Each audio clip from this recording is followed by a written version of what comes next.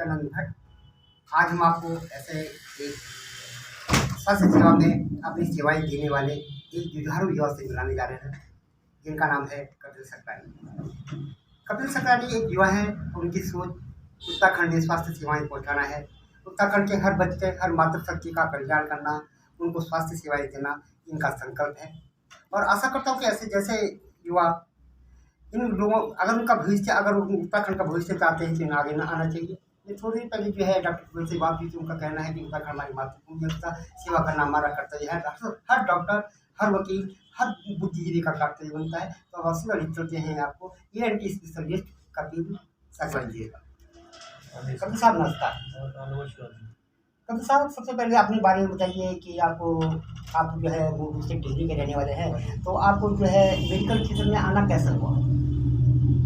देखिए sir, medical क्षेत्र में जब मैं छोटा था तो तभी से मुझे मतलब ये डॉक्टर बनने की मेरी ये ख्वाहिश थी, दिल की इच्छा। हाँ जी हाँ, दिल की इच्छा थी। तो उसके लिए फिर हम लोगों ने प्रयास किया। फिर वो पितरों का आशीर्वाद और माँ बाप के आशीर्वाद से तो मैं 2005 में मेरा एडमिशन MBBS में हो गया था। हल्द्वानी से आपने हल्द्वानी गवर्नमेंट मेडिकल कॉलेज से मेरी MBBS 2010 में कंप्लीट हुई थी। 2012 में मेरा एडमिशन MS ENT में हो गया था, ENT की सर्जरी। उसके बाद में 2015 में मैं Christian medical college Vellore Tamil Nadu में, वहाँ मैं जो फर्दर की ट्रेनिंग के लिए गया था, वहाँ पे मैंने 1.5-2 साल वहाँ मैंने ट्रेनिंग ली। उसके बाद फिर मैं रुड़की में 1 साल था। उसके बाद में 2017 में दून मेडिकल कॉलेज देहरादून में आ गया था। तो डॉक्टर साहब, आपने जो है कहीं कोचिंग, हमारे युवा जानना चाहते हैं कि डॉक्टर आसानी से नहीं बना जाता है, उसके बड़ी संघर्ष और बड़ा कठिन तप करना पड़ता है, तो आपने कहीं से कोचिंग मिली थी? MBBS में मैंने कोई कोचिंग नहीं ली थी, हाँ जी। और PG टाइम में मैंने जो क्रैश कोर्स वगैरह किया था, बट आजकल पहले और आजकल अब बहुत फ़र्क है। मैं जो हमारे जो युवा जो इस अखबार और आपके माध्यम से जिन तक मैं पहुंच सकता हूं, उनको मैं यही कहूँगा कि अगर आपको मतलब तो जीवन में सफल बनना है, तो मेरा अब तक का जो गुण ज्ञान है, अब तक का जो एक्सपीरियंस है, उसमें यह कि आपकी लगन और मेहनत होनी चाहिए। अगर आप में लगन और मेहनत है तो थोड़ा सा बस आपको टाइम ज़्यादा लगेगा, लेकिन अगर मंजिल आपको मिलेगी, जरूर मिलेगी। बस आप में लगन और मेहनत होनी चाहिए। अगर आप में लगन और मेहनत है तो आपको जो रास्ता गाइड करने वाले हैं ना, लोग भी मिलेंगे। हमारे पहाड़ में सबसे बड़ी जो दुविधा है कि यहाँ पे टैलेंट की कोई कमी नहीं है।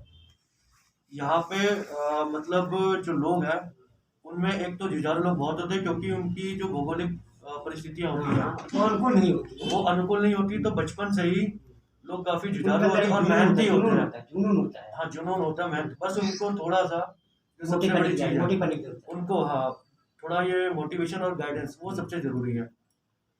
तो डॉक्टर साहब, सबसे बड़ी चीज़ है इसमें आप कौन कौन से ट्रीटमेंट कर रहे हैं, और आपने सबसे बड़ी चीज़ है कि आपने सरकारी सेवाएं में इंटरेस्ट नहीं लेकर अपनी क्लिनिक पे आप खोल गए हैं, इसका कारण क्या रहा? जबकि अधिकतर लोग सरकारी नौकरी की सीट के बाद मैं इसके बारे में ये कहना चाहूँगा कि मैं आया तो हूँ, मैंने सर ये सरकारी जो सेवा में काम किया था, तो मुझे वहाँ पे काम करके जो सबसे बड़ा जो ड्रॉबैक लगा कि वहाँ पे आप काम करना चाहते हैं, लेकिन वहाँ पे कई तरीके की दिक्कतें आपको आती हैं। आपको वहाँ पे दिक्कतें क्या आती हैं कि आप अगर मेहनत अपने हिसाब से, मतलब कोई चीज़ आप करना चाहते हैं, मतलब जैसे जो लोगों को, और तो आपको, अब मान लीजिए जैसे मैं हूँ, तो मुझे कुछ हाई फाई मशीनें चाहिए काम करने के लिए, तो वो उसमें क्या रहता है कि आपको उस तरीके का एक जो सपोर्ट गवर्नमेंट में मिल नहीं पाता है। जैसे अब अगर आप ज़्यादा अच्छा काम करेंगे, या फिर आप एक जगह पे ज़्यादा आपका मतलब आप काम करेंगे, कुछ करेंगे, तो गवर्नमेंट में थोड़ा सा मुझे जो लगा, जो ड्रॉबैक लगा कि वो लोग आपका ट्रांसफर कहीं कर दिया, तो उसमें नुकसान ना सरकार का है कुछ है, वो सरकार का क्या है, जो सरकारी सेवा में उनको क्या है, उसमें जो मोस्टली जो लोग रहते हैं उनको तो एक आपको अपीस करना होता है, मतलब एक खुशामद करनी होती है, जी हमने वहाँ पे डॉक्टर भेजा। डॉक्टर साहब, एक चीज़ बताइए, आपने विकास नगर को ही क्यों अपनी कर्मभूमि बनाया? जी, मेरी जो कर्म भूमि पूरा पहाड़ है। अभी तो जो मेरी ये शुरुआत है, मेरा अपना एक बेस मैं देहरादून में बनाऊंगा, और मेरी जो आगे की जो सोच है तो वो ये है कि मैं मतलब पूरा जो पहाड़ और जितने भी जो गरीब लोग हैं, खासकर तो जिनको स्वास्थ्य सेवाएं नहीं मिलती हैं, ये मेरा और मेरे जैसे मतलब मेरे जो माँ बाप और जिन्होंने इतनी मेहनत करके हमको इस मुकाम पे पहुंचाया, तो उनको ऐसी सेवा दी जाए कि उनको यहाँ से कहीं और ना जाना पड़े, सस्ती से सस्ती और बढ़िया से बढ़िया उनको सेवा यहाँ पे मिले। तो ये मैं इसके लिए प्रयास, इसीलिए मैंने सरकारी सेवा को छोड़ा, क्योंकि वो सरकारी सेवा में क्या है कि आपको एक फिक्स इनकम आपको मिलती है, एक सैलरी मिलती है, तो आदमी उतना काम और दूसरा फिर आपको इतने मौके नहीं मिलते हैं। डॉक्टर साहब जाते जाते ये बताइए कि आपका प्रेजेंट टाइम में आपका कौन कौन सी ट्रीटमेंट आप करा रहे हैं? मैं अभी नाक कान गला, गले का कैंसर, इससे रिलेटेड थायराइड, एलर्जी, इससे रिलेटेड जितनी भी जो समस्या है मैं सारे ट्रीटमेंट कर रहा हूँ। मैंने तो यहाँ विकास नगर में जो मरीज यहाँ से चंडीगढ़ जा रहा था, जो मरीज यहाँ से आपका एम्स ऋषिकेश या देहरादून या दिल्ली जा रहा था, वो सब मैंने यहाँ रोक दिए और सबका इलाज मैं यहाँ कर रहा हूँ। तो डॉक्टर साहब सबसे बड़ी चीज़ है कि अब ENT के बारे में बताइए, वो क्या है कि लोग आजकल ज़्यादातर लोग जो है सांस लेने में उनको प्रॉब्लम्स होती है या उनके गले में खराश रहती है, तो क्या है कोई ऐसे लक्षण है क्या, कैंसर के लक्षण क्या है?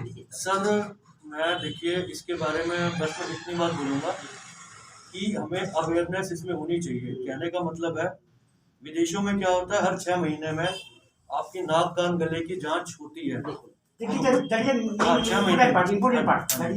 तो मैं ये कहूँगा, अगर आपको गले में चाहे कोई दिक्कत हो या ना हो, क्योंकि हमारी ये कंट्री में धीरे धीरे आई थिंक अभी जैसे मैं आपको बताऊंगा कि कुछ सालों में इसकी प्रेवलेंस बढ़ने वाली है। मतलब प्रदूषण है आपका, जैसे जो लोगों का खाना पीना है, पहले लोगों की जो इम्यूनिटी थी, पहले 10 में से अगर हम इसको एक इस तरह के से समझे, पहले 10 में से 1 को होता था, मैं अब 10 में से 4 को होगा, अब 10 में से 4 को होगा। तो जी अगले 10 सालों में 15 सालों में कैंसर बढ़ेगा जी। और इसकी रोकथाम का एक ही तरीका है, एक तो आपका जो तंबाकू, वो तो अब जो सरकार भी प्रयास कर रही है वो आप बिल्कुल छोड़ दें जी। दूसरा तरीका, early diagnosis is the main line of treatment.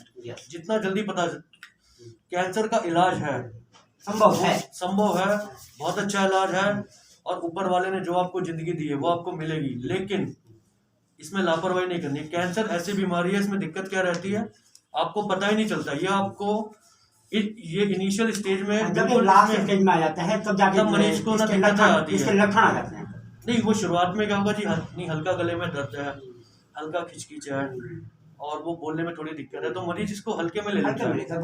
अब मरीज के लिए तो क्या चीज़ है जी, अगर ना जो दिक्कत है या दर्द है तो वो तब डॉक्टर के पास जाता है। इसका सबसे अच्छा तरीका है, हर 5 से 6 महीने में कम से कम एक बार अपनी सारी जांचें कराई जाए। हाँ जी डॉक्टर साहब, any message to Uttarakhand citizens? Uttarakhand जो सिटीजन्स के लिए मेरा जो मैसेज है कि हमारे उत्तराखंड में मिलजुल के रहिए और आपस में कोरोना से लड़िए। कोरोना तो जी देखिए, कोरोना से तो वो लड़ रहा है, वो संदेश तो आपको सरकार भी दे रही है। मेरा जो संदेश है कि आपस में, हमारा पहाड़ इतना प्यारा पहाड़ है, इतनी अच्छी संस्कृति है, तो हमें उसको बचाने का पूरा प्रयास करना चाहिए। पैसा तो जी देखिए हर आदमी कमा लेता है, पैसा तो देखिए जो जिसकी किस्मत में होगा मिलेगा, लेकिन हमें जैसे अपने पहाड़ के लिए हमें आगे आना चाहिए और मेहनत करनी चाहिए, और ये तभी संभव होगा जो हमारे जिन लोगों ने जीवन में कुछ प्राप्त कर लिया है, तो वो लोग आगे आए, आपस में मिले और शेयर करें। धन्यवाद सकलानी साहब। ये कि हमारे सकलानी साहब जिन्होंने अपनी पीड़ा को, अपने पहाड़ के प्रति उनकी पीड़ा को उन्होंने ट्रीटमेंट के तरीके बताए। उन्होंने बोला कैंसर जो है सावधानी का सबसे बड़ा मूल मंत्र लेकर कैंसर से लड़ा जा सकता है। साथ में उन्होंने बोला है कि सारे युवाओं को जो संपन्न है, नहीं भी संपन्न है, सबको एक मंच पे आकर उत्तराखंड के विकास के लिए काम करना पड़ेगा, स्वास्थ्य सेवाओं के लिए काम करने का। नमस्कार।